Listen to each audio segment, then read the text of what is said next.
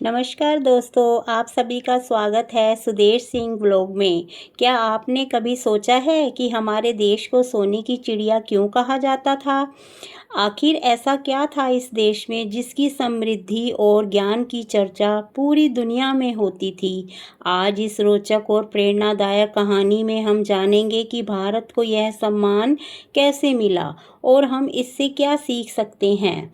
तो कहानी को अंत तक जरूर सुनिए, क्योंकि इस कहानी में छिपा है हमारे गौरवशाली इतिहास का एक अनमोल संदेश। चलिए बिना किसी देरी से शुरू करते हैं आज की कहानी, भारत सोने की चिड़िया। बहुत समय पहले की बात है। दुनिया के कई देशों में एक देश की चर्चा बड़े सम्मान से होती थी। उस देश का नाम था भारत। लोग कहते थे इस भारत को सोने की चिड़िया है। लेकिन क्या सच में यहाँ सोने की चिड़िया उड़ती थी? नहीं, यह नाम भारत की समृद्धि, ज्ञान, संस्कृति और संपन्नता को प्रतीक माना जाता था। आज की कहानी में हमें उसी सुनहरे भारत की यात्रा पर ले चलेंगे।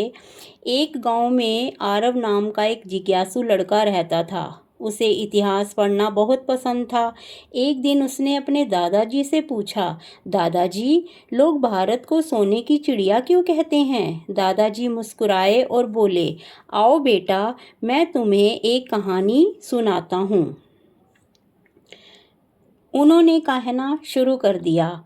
बहुत समय पहले भारत दुनिया में सबसे समृद्ध देशों में गिना जाता था। यहाँ की धरती उपजाऊ थी, किसान खूब मेहनत करते थे और खेतों में लहलहाती फसलें उगती थी। गेहूँ, चावल, मसाले, फल और कपास दूर दूर के देशों में भेजे जाते थे। भारत के कारीगर अपने हाथों से ऐसे सुंदर कपड़े बनाते थे जिन्हें पहनने की इच्छा दुनिया भर के राजा महाराजाओं की होती थी। बनारस की रेशमी साड़ियाँ, ढाका की मलमल और कश्मीर के शाल बहुत प्रसिद्ध थे। सिर्फ व्यापार ही नहीं, भारत ज्ञान का भी केंद्र था। यहाँ तक्षशिला और नालंदा जैसे महान विश्वविद्यालय थे, जहाँ दूर दूर से देशों से विद्यार्थी शिक्षा लेने आते थे। गणित, विज्ञान, चिकित्सा, खगोल विज्ञान और दर्शन की भी शिक्षा दी जाती थी। महान विद्वानों ने दुनिया को शून्य, दशमलव और अनेक विचार दिए।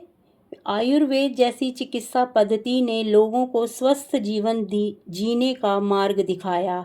भारत में मंदिर, महल और भव्य नगर अपनी सुंदरता के लिए प्रसिद्ध थे।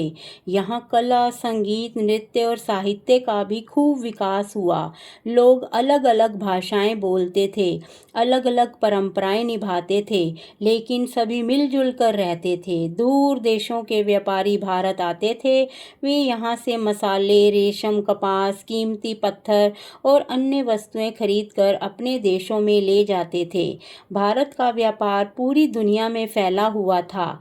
लेकिन जैसे जैसे भारत की समृद्धि की चर्चा फैलती गई, विदेशी शासकों ने नज़र इस देश पर पड़ी। कुछ लोग व्यापार करने आए तो कुछ लोग यहाँ शासन करने की कोशिश करने लगे। समय के साथ अनेक आक्रमण किए गए और भारत की बहुत सी संपत्ति लूट ली गई। फिर भी भारत की सबसे बड़ी ताकत उसकी संस्कृति, ज्ञान और मेहनती लोग थे। इन्हें कोई छीन नहीं सका। दादाजी ने आगे कहा, बेटा, सोने की चिड़िया का मतलब केवल धन दौलत नहीं है। इसका अर्थ था कि भारत ज्ञान, संस्कृति, ईमानदारी, मेहनत और समृद्धि के से भरपूर था। आरव ने पूछा, क्या भारत फिर से सोने की चिड़िया बन सकता है? दादाजी ने मुस्कुराते हुए उत्तर दिया, बिल्कुल बन सकता है, लेकिन अब सोने की चिड़िया बनने का मतलब है अच्छी शिक्षा, विज्ञान में प्रगति, ईमानदारी, स्वच्छता, मेहनत, नई खोजें और देश के प्रति प्रेम। जब हर नागरिक अपना काम पूरी लगन से करेगा, तब भारत फिर दुनिया में अपना अलग अलग पहचान बनाएगा। आरव ने उसी दिन संकल्प कर लिया कि वह मन लगाकर पढ़ाई करेगा, अपने देश का सम्मान करेगा और हमेशा सच्चाई तथा मेहनत का रास्ता अपनाएगा। बच्चों, इस कहानी से हमें यह सीख मिलती है कि किसी देश की असली ताकत केवल सोना चांदी नहीं होती। उसकी सबसे बड़ी शक्ति उसके मेहनती लोग, अच्छी शिक्षा, संस्कृति, ज्ञान और एकता होती है। आइए हम सब मिलकर भी ऐसा भारत बनाएं जिस पर पूरी दुनिया गर्व करे। जिस तरह प्रधानमंत्री नरेंद्र मोदी भारत को फिर से सोने की चिड़िया बनाने के लिए अग्रसर हैं। इस कहानी से हमें यही शिक्षा मिलती है कि ज्ञान, मेहनत और एकता ही किसी देश की सचमुच सोने की चिड़िया बनाती है।